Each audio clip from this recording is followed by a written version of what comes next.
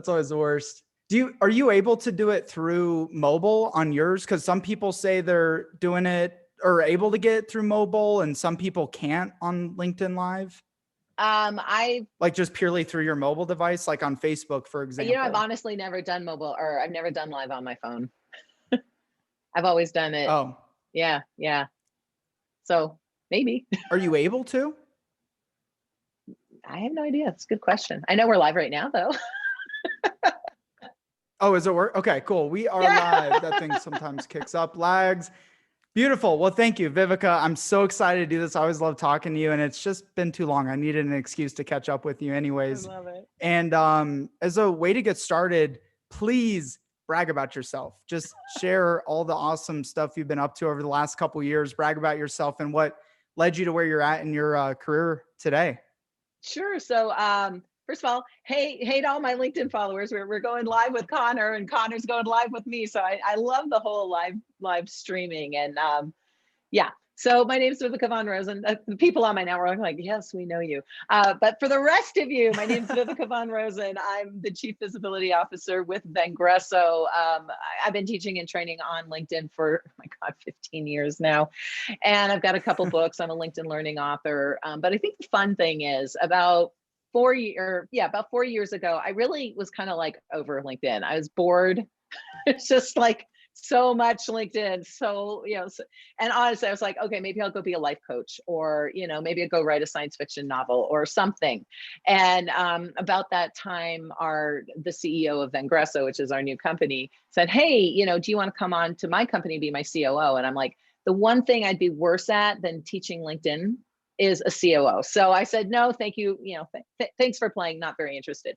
And then you actually turned it down in the beginning. I did. Well, I didn't want to be COO of someone else's company because A, I spent way too long building my brand, and B,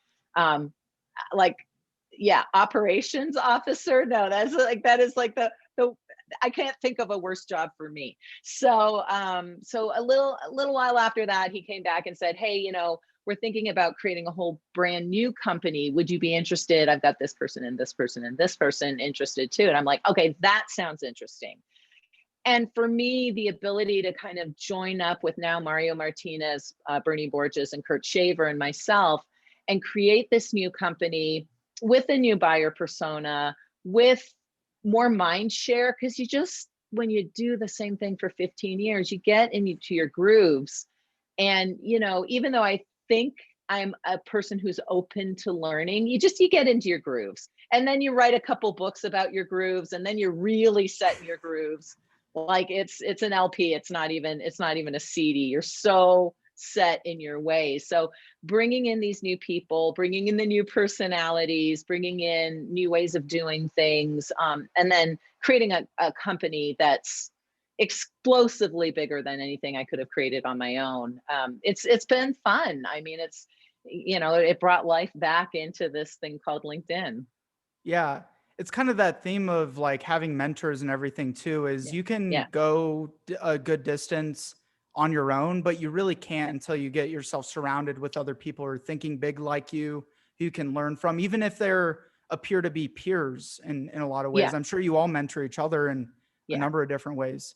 Was that difficult? Was that difficult at first? Like, did you guys clash and butt heads over? Because you were almost all competitors in a way. Oh, we were. Kind of. Yeah, and then we were most definitely competitors. Yeah, we'd all lost deals to each other, with the exception of Bernie, because he was very, very focused in the marketing world. And and he had extremely successful business coming into this as well. But, we had three, because again, Bernie's like the nicest, most laid back dude in the world. But we had three very strong personalities with me, Kurt, and Mario. But I think number one, I'm old, and so I'm like over the need to be the center of attention all the time. 10 years ago, I don't know that this would have worked, but I'm kind of like I'm a little more laid back right now. And also, I realized I didn't want to be CEO. Mario works he puts in 80, 90 hour weeks. I might put in a 50 or 60 hour week. So, he works way harder than I do. Also, he's smarter than I am. Also, he holds all of Ingresso in his brain, and I just have a tiny piece of it, and I could barely keep track. So Right. it's, you know, people have different skills, and so it's realizing that and being okay with that has allowed of all of our personalities to mesh pretty well. Yeah, and better able to serve the market Yeah, as well, yeah, because instead of you just kind of going at it alone, being able to yeah. cross collaborate and stuff like that. So that's a weird thing too. I think co-opetition Co-opetition, is yeah, the yeah. deal. Do you think most companies should pursue that co-opetition to in order to, grow? Is that like a really good growth strategy for most businesses? You know, it depends on IP. Like if, Mm, you know, probably Pepsi and Coke should not be hanging out together and sharing their recipes, right? But when it comes to like intellectual property, when it, well, you know, so for example, in fact, I'm going there next week despite COVID for her wedding. One of my best friends is also a LinkedIn trainer, Kate Payne, standing out online. But we don't really do what she anymore. Before Vangresso, we were direct competition. We did exactly the same thing. mm. But since our buyer persona is so different, and since the way that we deliver is so different, um, a lot of times people come to me and say, "Hey, can you, you know, I really need help with my LinkedIn profile," but they're not in sales, they're not entrepreneur, they're not our buyer persona. And so I'm like, okay, you should meet my friend Kate. And similarly, you know, we don't do much one-on-one strategy with LinkedIn. We work with big enterprise size companies, and Yeah. we launch huge social selling campaigns. But the one-on-one kind of work that I used to do, I don't need. So Michaela Alexis, you should totally talk to her. And we all know AJ Wilcox, right? You just had him Yep. on. Like anytime someone asks me about ads, you need to go talk to AJ. And so I've created really good friendships, but it's because we all have different buyer personas. And so there are just, and well, now it's pretty easy because we're all online, and you're not missing out on events because you don't have to fly there. But you know, I've definitely handed off LinkedIn speaking events to friends and vice versa because we're busy, you know. So I think as long as you're not selling a secret formula, that these cooperations, co-opetition, I can't even say it. Yeah, these Competition.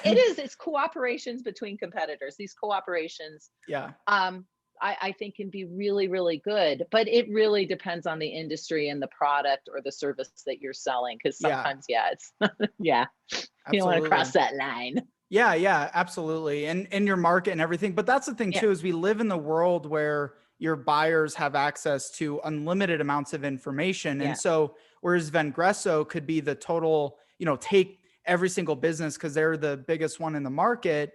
Yeah.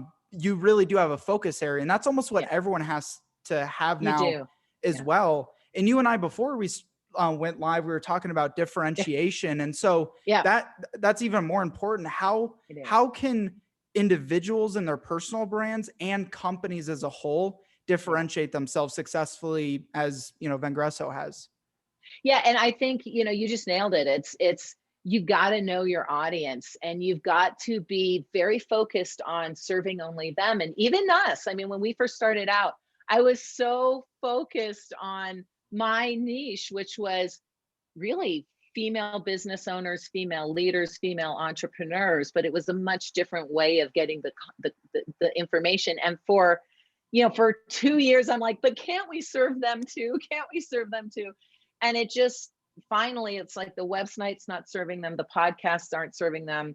So you know what? I've got to let go of that for right now. Not that I don't have amazing female business owners, you know, as friends and clients, but it's not our buyer persona, and it's not who we speak to. And so being super, super clear on who your buyer is and what that niche is. Don't try to be everything to everyone. That's going to get you nowhere right now because we're all online.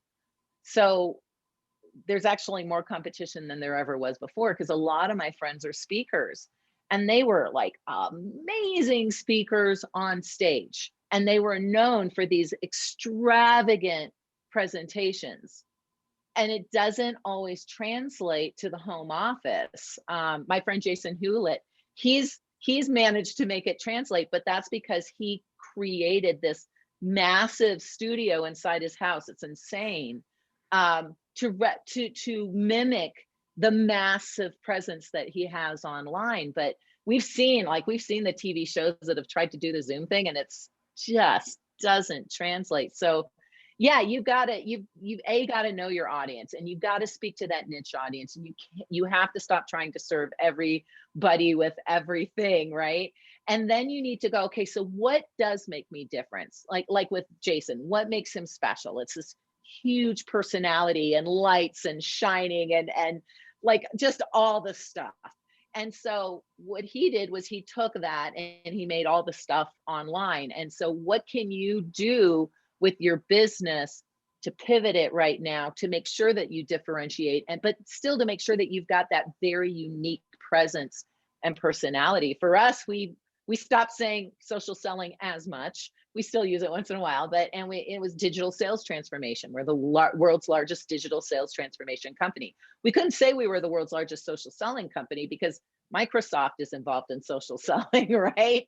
Oracle's involved in social selling, Facebook and LinkedIn. So we couldn't say we were the world's largest social selling company, but we could, and we are the world's largest digital sales transformation company. And so that, think about what it is that you do. How can you make that your pillar to stand on? How can you pivot it to be online and showcase that online? That I think is so key. And then how can you have all your socials reflect that? And then just keep consistent, And then keep doing cranking it, it. keep cranking it. Because people need to see you 5, 15, 20, 100 times till that recognition, starts to happen. Yeah. Yeah, I love, someone reached out to me the other day for two things I loved about this. They called me young up and coming, or young. Anyway, so first I appreciated the young. But it was like, one of those young up and coming overnight success. And I'm like, oh my God, I've been at this longer than almost anybody. This is years in the making. Thank you, Zoom filter, but I'm also not that young. Nah, it's good to be an overnight success. Yeah. You got to say, people just got to start saying the opposite, especially because we're in Colorado. When anyone's like, you look young, how old are you? I'm like, I'm actually 84 years old, just Colorado. We stay so healthy out here, So that's the way to go, I guess. The good oils that we have. Exactly. The mountain air. That's why it's our secret living out here. We're just stay young forever. So instead you just start telling people, no, I'm actually 150, but I just, 84. We just stay really, really good looking out here forever. It's like the fountain of youth living in the Mile High City. Pretty much. Yeah, exactly. Definitely. One thing that definitely catches my attention, and there's so many different perspectives on this, is like knowing your audience. And so if you're taking some of these mid-market companies, even some of these large Fortune 500 companies that you and Vengresso team focuses in on, how can you effectively get to know your audience? Like, do you have some steps? Because a lot of people talk about that, like write persona sheets and do this, but still, it doesn't always reflect in the messaging and the consistency, and it always gets lost along the way. So first talk to them, right? So that's especially when I was linked into business, a smaller company. Surveys, I would send out surveys. What do you need? What do you want? What are you looking for? So that's number one. Find out what your existing audience needs and wants. My existing audience is different than the Vengresso audience. It's beginning to shift over, but it's still a little bit different. So that's not going to work for me. If I send a survey out to my audience right now and say, what do you want? It's going to be different than what Vengresso easy for me to say, than what Vengresso delivers. Right. So one of the things, here's the nice thing about having a big company, like do what only you do best and hire people to do the rest. So we've hired this amazing team of people. So our customer success team, we have so many meetings with our buyers to find out exactly what they need, how our offer fits, and how we can customize and mold what we have so that it best suits them. So, but it's a lot of phone calls. It's a lot of talking to people. So first of all, have an idea of what what audience your product best serves.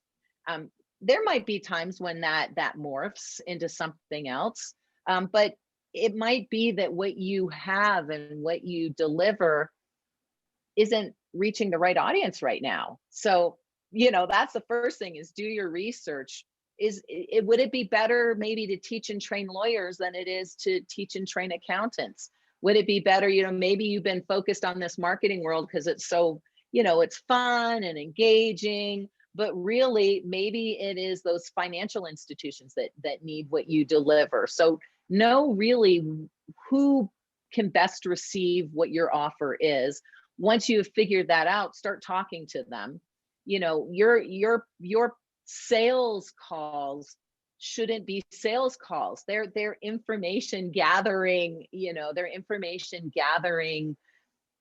sessions, and where you're not selling anything yet. You're asking questions, because that information will be helpful to you whether you sell that client or not. Of course, if you're asking questions about them all the time and they're talking about themselves all the time, they're going to love you too. So that helps as well. And that's where we really need to get our sales team involved in the marketing part of what we're doing as well, because it's not them and us. These two, and I won't say it, but these two divisions. Say it. Just say it. Just say the, all right, they just say the dirty they sentence. Just need to align. But you mean sales and marketing alignment? These are the things. Oh my goodness. That's so, no one ever talks about that. That's I know. Nobody ever. Such a cool yeah. topic. We were joking about that. We're like, we got to find a way to angle this a little different. So we're not just saying sales and marketing alignment. Exactly. Oh, well, it was bound to happen. It was bound to happen. But it's so funny, because if it's one person, if you're a solopreneur, entrepreneur, small business owner, maybe you hire a marketing company and maybe you've got outsourced sales, but it's really just you. And so hopefully there's not too much disalignment there. But when you've got a big marketing department and a big sales department, you might have different buyer personas, and it's such a miss. And I talk about this a lot, because back when I did keynotes, because there's your sales department. I mean, they're talking to your buyers. They're having one-on-one conversations with your buyers. They're out there literally in the field. Okay, now on Zoom, but they're out there getting their hands dirty. And by the way, you mean their fingertips? The fingertip, yeah, they're getting just the fingertips dirty. And if you cumulatively add all of your salespeople's connections together, it's probably bigger than your company page on LinkedIn. So if you even look at it that way, they've got more of a voice, and they've got more of a trusted voice if they position themselves to be trusted advisors, which, again, like, okay, yeah, we know that, but how many truly do? And so it's so important to get that alignment in, and have and have your marketing department teach, train, nurture, share the right kind of content, so that your sellers can actually get it in front of the individual buyers in the buying committee at the right time, in whatever part of the buyer's journey they're on.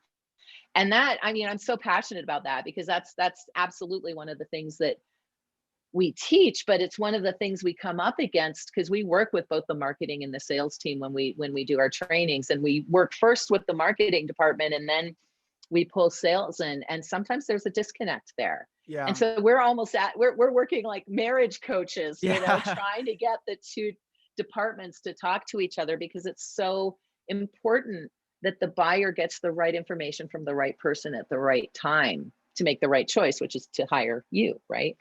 Right. Well, and so what is it?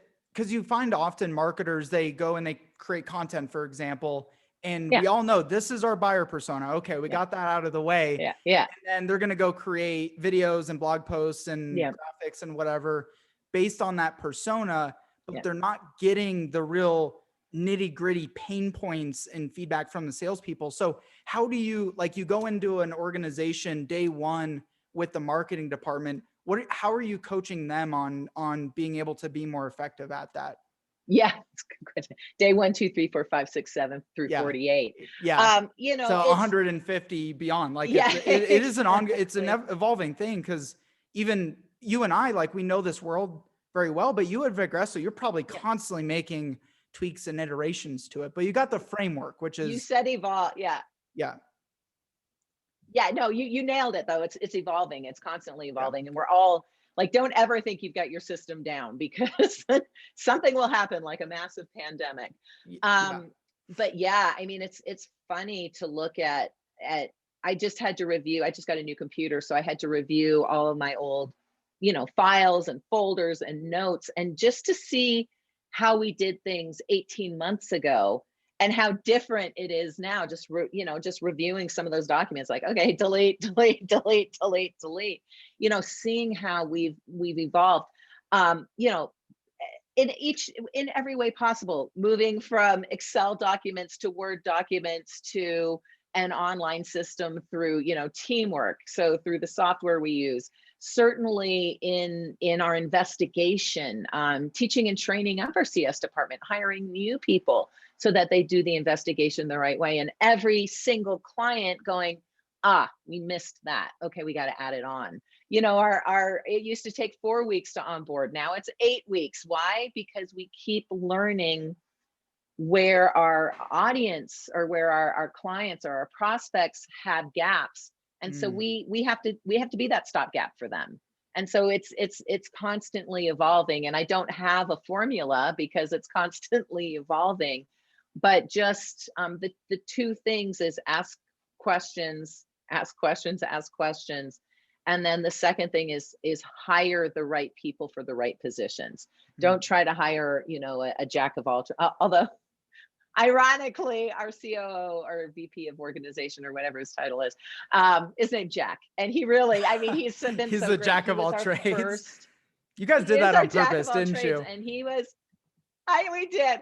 No, and he's so great, because when we onboarded him now, I don't know, 18 months ago, I guess, he so could see the gaps that we had, that we probably Mario could see them, but the rest of the team, we couldn't really see it because we were in our own little focused areas. And he was able to go, well, you don't even have anyone in this department, and why do you have so many of your resources going here? Can't, and you really need to tweak this. And so he actually, from that 30,000-foot view, was able to see where we had some holes in Vengresso, and he has been slowly hiring and filling those holes. So it's all so organic. And then bam, COVID. And so then we had another huge shift where we lost a bunch of people, skidded along for about 4 to 6 weeks. And Right. then when things picked up again, had to hire a whole new team, which was actually the best thing we ever did. I don't think I answered your question, but I don't even remember what it was. Well, yeah, it was just more specifically like, how do you get marketing to get that data? Is it sitting in on more sales Oh, calls? Is it like, because I feel like it's sorry. not always just enough to interview a sales team. They're never gonna like No. iterate or relay the information well enough. So how can they get better at that? Like, what are the tools they can use to even improve that process? Yeah, I was kind of joking earlier when I said marriage counselor, but and this Not isn't really though. Like obviously our it role, makes but total yeah, sense. we're a marriage counselor for marketing and sales. And so we know what we need from sales, we know what we need from marketing. Now, if they tried to ask each other for that, they're fighting, divorcing, and who's going to get Yeah. the kids.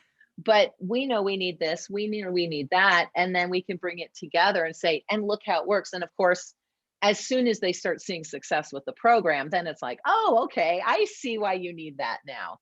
Right. But yeah, it's you almost have to be a mediator between the two departments. So if you are in sales or if you are in marketing and you're frustrated with the other department, yeah, you might need to get third party outside of the company mediation. You might need to get someone within the company who's in a different role to come in and mediate. But it just like in marriages, talking to each other doesn't always work, but having someone to listen, right? So Marketing, when you say that we're not closing enough, qualified deals, it makes me hurt inside. Yeah. Sales, when you say that. Oh, there's a cutie back there. I was like, Callaway, come here. Yeah. And then we have our, hey, buddy. That's the best thing about that is the good thing, is you get to see everyone's pets. It's just a pet parade, Exactly. like Except, constantly on bye, Zoom. Cal. Say Oh, that's so hello. cute. His name's Cal? Callaway. Callaway is adorable. Callaway. Those of you that are listening, Viveka is the cutest dog. Yeah. So I guess you really need some sort of, whether it's an external source or even internal, like almost a mediator liaison role, sales marketing hybrid role. No longer just like, I'm the marketing. Let's say you have 10 people, 10 of them or 5 of them are marketing, 5 of them are salespeople. You need kind of that bridge between the two, whether internally or externally. Yeah. And what's just thinking about as you were speaking, even with our leadership, Bernie has moved from CMO to chief sales officer, or chief success officer. Mm-hmm. And Mario has stepped into the CMO role, and also into the CSO role. Kurt comes over into my arena and does coaching. So I'm probably the only one who's still swimming in my own lane, but that's okay, because I just do the training, the coaching, and the visibility piece. But our 3 leaders, the other 3 leaders, they step in, they literally, okay, maybe not literally, but they do step into each other's shoes to get a sense of what's happening in that department. I don't know how feasible that is for all companies, but if it's possible, what was that? What was the name of that TV show? Undercover Boss, was that it? Yeah. Something like that. Yeah. Yeah. I if know you could be about. Like undercover CXO, right? So if you could get the leaders to step into each other's positions, if for a while, without the whole company falling apart. It could be immensely. Or if you're hiring in, obviously, if you're hiring a VP of sales or a CSO, maybe look to someone who's got deep marketing experience, just to pull in and bridge that gap. Well, and I think that makes sense. And just studying you guys over the years, studying Vengresso over the years, it appears from the outside looking in, although you have your various roles, you kind of run as a flat organization in terms of like, you're all like, a CEO is no different than someone who's a trainer. Like, they're all one and the same in a lot of different ways. I mean, yes, there's differences, but you're still stepping in a little differently than maybe even how businesses were traditionally set up. And I'm seeing a lot definitely. And no, go ahead, please. No, it's so funny because I literally had to download the org chart again, because we've hired so many new people that I don't, like, I used to know everybody, because you can count on 10 hands, and then 2 hands and 2 feet. But now we've grown so quickly, I had to download the org chart. And it's so funny what you said, because most of the marketing org chart is like Mario, and then everybody, and then the leadership, it's just the whole org chart is like this. It's very flat. Yeah, it's organized that way. Like someone reports to someone in certain senses, but still, there's still kind of like, you all have to work, especially with how many moving parts are in a business nowadays. And I see a lot of companies pivoting to this because of, COVID situation, obviously.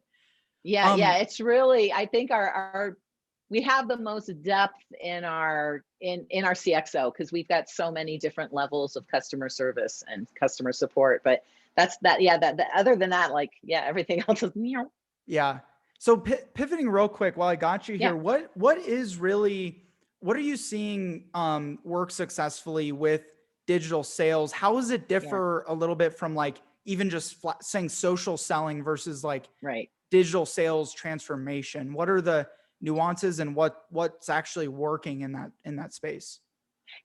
Social selling, it's a nice balance between branding and social, and maybe a little selling in there, but it's not focused on sales necessarily, even though selling's in the word. It seems to me social selling is less about strategy and more about marketing, whereas digital sales transformation, in the end, it is the sales department. It's we're grabbing the information from marketing, and marketing's giving us the resources that we need, but we are taking that information, and it is the sales department who's keeping us, keeping the company afloat. And so digital sales transformation, as far as what we're doing with it, it's very, very focused on the salesperson and their end results, and filling the pipeline and getting leads and at bats and close deals and all that kind of good stuff.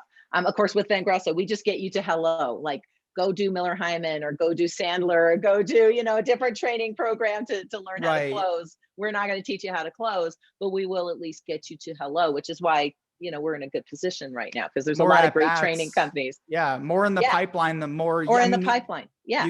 You could be mediocre at closing, but if you have enough in the pipeline, then you're still going to be able to meet quota and do all the things that help the company grow. Yeah. And what we've seen with all of the stats out there, this will help you, if you are social selling or active in the art of digital sales transformation, you will have more in your pipeline. You just will. You do have a much better chance of reaching quota. And so that's what's exciting to us as far as what we, personally deliver. One of the things, I was telling you earlier before we went live, it was very easy for us to pivot because most of our program was online anyway. And it was the odd day out when we went and did like a section of the program live with a company. So that was easy. It's like, but what are these human beings around? Yeah, exactly. What are these real eyeballs looking at me? I don't feel comfortable with this anymore. It kind of almost felt like them. On? Yeah. but one of our programs, Mario, if you're watching this, I know you've been CEOing behind that desk without pants the last 6 months, even before coronavirus. We had a program that was selling with videos. Selling with video. And ironically, that was the only one that was completely a live event. So we had to take that and morph it and figure out how we were going to teach people to sell with video on video. It was very meta. But that was so successful. And so to actually get in there and answer your question, the more you can bring the human out, so for salespeople who aren't marketers, it's okay. You just curate the content that the marketing department's created for you.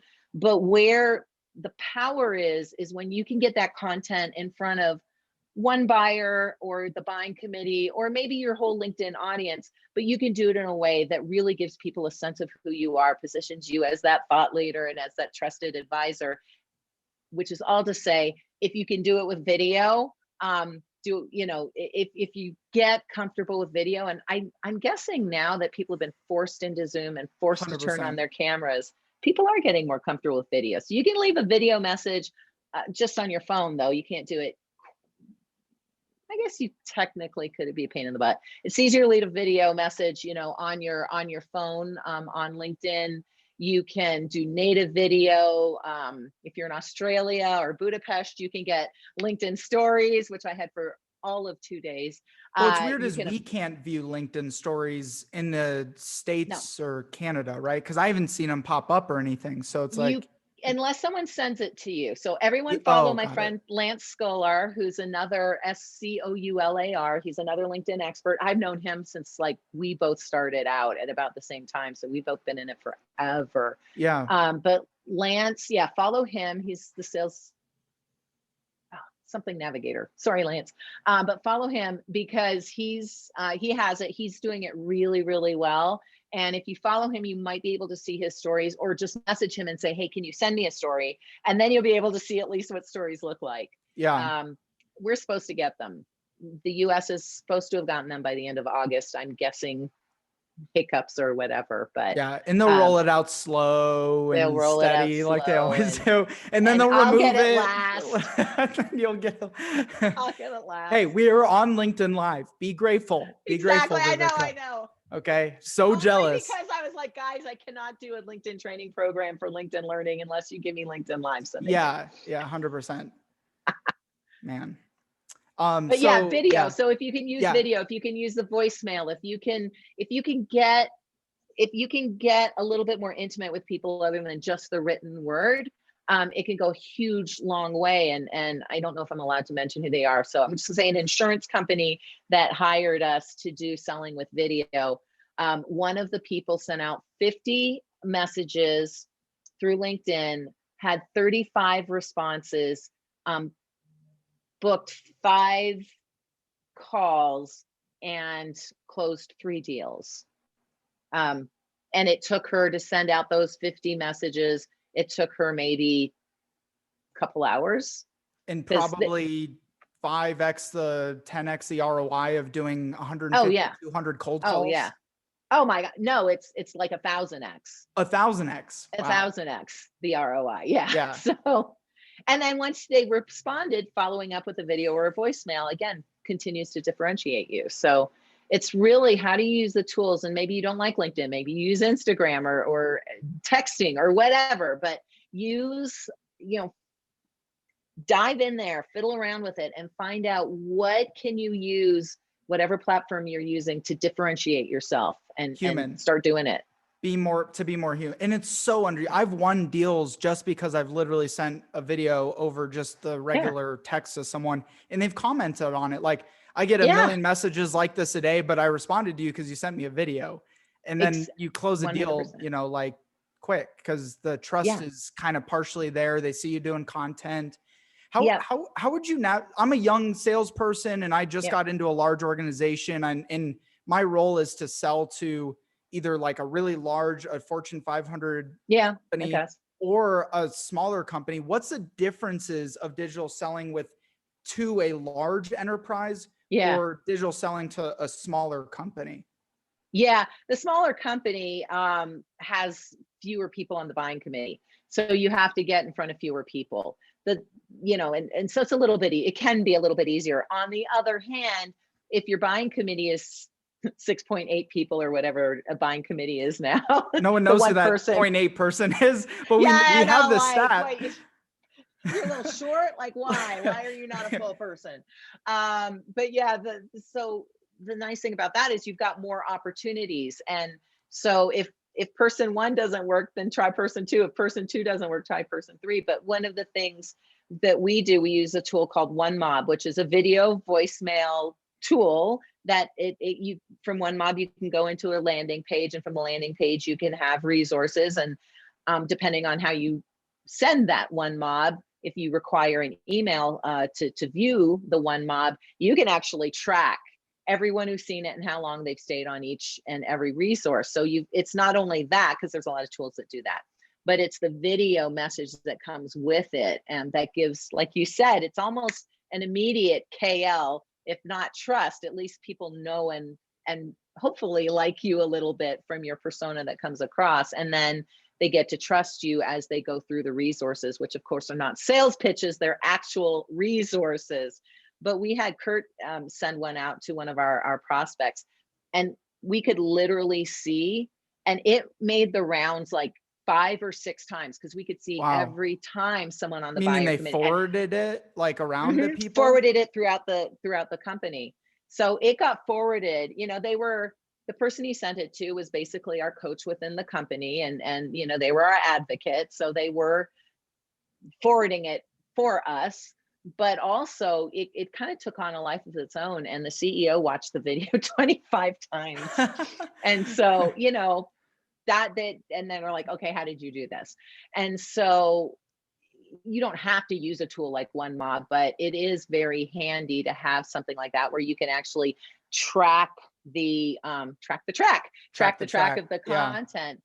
But yeah, so in that case, maybe we couldn't get to those other 4 or 5 buyers, but we got to the one who then became our advocate. So if I'm a seller, I would use that and put a personalized video, and then get that person to opt in to get to access to other content that's there. Not even, they just have to give us their email, and then once they're in, we can just, because of whatever tracking they have on there, I don't know how that software works, but once they're in there, some Voodoo Magic, the Voodoo Magic. Yeah, it's not like an opt-in list. Like they're not in our mailing list or anything like that. It's literally just here's the key, open the door, okay, go wild. But we do track as they walk through the different rooms. Got it. And so you just send those like a link directly in the inbox on LinkedIn, In maybe with on a LinkedIn, yeah. like a native video attached to it, explaining what it Not is. even. That's the cool thing about, and again, there's the bomb, one mob. Yeah. There's a real hippo something, which is very similar to one mob, but more accessible for the entrepreneur. Videolicious. I mean, there's some great stuff out there. So most of them have, when you do the video, it pulls up a thumbnail, and a lot of them have now created GIFs. So when you pull up, if I send you a message, and if you invite me to connect, I will. I'll send you, and you can see me kind of going like this, right? And that's usually enough to get them to click on the play, which then opens up the one mob. Interesting. Yeah, Like so a you don't little, even like have a to little add. bait, like exactly. a moving. Yeah, it's interesting. That's cool. I have to test that out. I haven't heard of the one mob. I've heard bomb and some of these others, but I was always Hippo pro and video. con, That's like, the other one. Hippo video. Yeah. Yeah, like sending links in the inbox, because I feel like some people may get sketched out from it, or there's always that kind of that pro and con way, but exactly. But if you've got the GIF and the face, it's a little bit better. Yeah, definitely. But you can send a video through your, but so to your point, if you don't want to pay for a service, just shoot the video, send it, and then in the next couple lines, add whatever resources you want. You won't be able to track it as well, but hey, do that and then pay for it. In the selling with video education, that in your experience, because I push a lot of people to do video too. I'm like, just do it. Like, you got to put your face out there. It's the same as if you're meeting someone in person. You just got to treat it the same. But in your case, how are you overcoming, because there's so many different personality styles. How have you been able to help people overcome that hump? Like, is there any tip or trick that you use? Yeah, we break it down. So it's not a 1 hour training, right? It's there we go. It's 5 hours. Is that right? Yeah, it's 5 hours over 10 weeks, or we could do more condensed, but so lots and lots of practice. Testing, pass and fails, so there's a lot. You want to be you, but you want to be a little bit more you. Like, as we're talking right now, this is not how I talk to my husband in the evening, right? But it is how I talk to my audience when I know that the camera is on. So, tip number one, be a little bit more you than you are. I call my persona Super Viv, and she's, Super Viv goes on stage, and now Super Viv, speaks to the video camera, the webcam. So be a little bit more than you normally are. Hand gestures, like, be a little bit more Italian than you normally are, right? Because people, they need to see that, right? So you use, now don't be too, like, because don't be all blurring the video, but talk to me all the time. Send me a message back already. Please. I've called you 100 times. I'm watching the lag on Zoom. It's hilarious. We're just like waving around. People are probably panicked. Is there an earthquake happening in Colorado right now? Let me shake my desk. Very likely. Have a desk that doesn't shake. Yeah, right. It's a good tip too. Have decent equipment. Now, most of the newer equipment, like, I just got my the newer MacBook Air, and I really actually don't need to use all this stuff. I mean, it's the equipment's really good now. My old computer, I needed a webcam and my fancy mic and all that stuff. But for most sellers, you don't need the full studio. Voice modulation, as much as you need to be a little bit more with your hands, you need some voice modulation. You can't always be talking like this, or you're going to drive people nuts. And that's probably the hardest thing for people to get, is the voice modulation. Things like smiling. You don't want to be like this if you're talking about COVID. But smile a little at the beginning and the end. It is the hardest to remember, isn't it? I mean, think of it, how much you've been on camera or on stage, and I even think myself too. And you look back, you're like, why am I look so serious or angry there? Exactly. You got to keep reminding yourself in your head. But it's a great. And it helps if you've got the camera up. And another thing is, make sure that you're, like, I've got a side-by-side view with the two of us right now. So I'm looking at you and I'm talking to you, but I can see if I'm not smiling, or if I'm not doing what I need to be doing. So Well, so Viveka, that's just A Oh, couple sorry. tips. Go ahead. I didn't mean to cut you No, that's off. it. That's just, I mean, it's like, it's stretched out over, 5 hours, but that's essentially what we teach. So just practice like Practice, anything. Going to practice. Yeah. if you haven't gone to the gym ever or in a while, Oh, it's like building any new habit, it right? is. So yeah. The What gym. else? So Yeah. just in winding things down here, what are Yeah. other, couple key just tips for, to help sellers really win right now, business development, marketing? What would you part ways with on information here? Yeah, don't freak out about the software. Like, don't freak out about BombBomb or OneMob or LinkedIn or, or Zoom. Here's the thing. They're just assets that help you do what you're already doing in a new situation. So you, as a seller, hopefully you already know how to have a conversation with the buyers. You already know how to position yourself as a trusted advisor. You already know how to listen, how to ask questions, how to, you are hopefully, you may or may not know how to brand yourself, but you have the essential skills. So don't let the technology keep you from from sharing those skills in this new medium. And you can Zoom with your family until you're comfortable Zooming with a client, right? You can practice video and delete them all until you're ready to send that one video to the client. You can okay, maybe you have to learn how to listen, but but chances are you know how to listen, and then you just take that information and morph it into what your buyer needs. We always say, your LinkedIn profile, it's not a resume, it's a resource.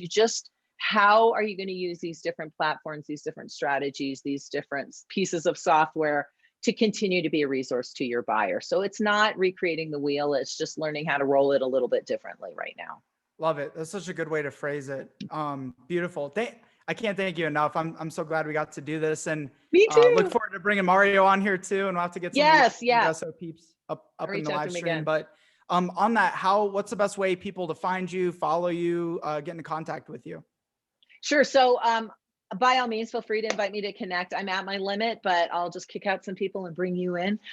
So if you just Google LinkedIn expert, my LinkedIn profile is usually first, second, or third thing that shows up. Thank you, LinkedIn and Google. That's not SEO, that's just luck. Yeah. But yeah, you can Google LinkedIn expert. You should be able to find me on Vengresso. I'm old school, so you can actually reach me. If you can figure out how to spell my name and the word Vengresso correctly, I don't know, you'll get a prize. But it's Viveka, Viveka at Vengresso, VENGRESO.com. Just Google me, you'll find me, and reach out to me however you're comfortable, and I'll respond.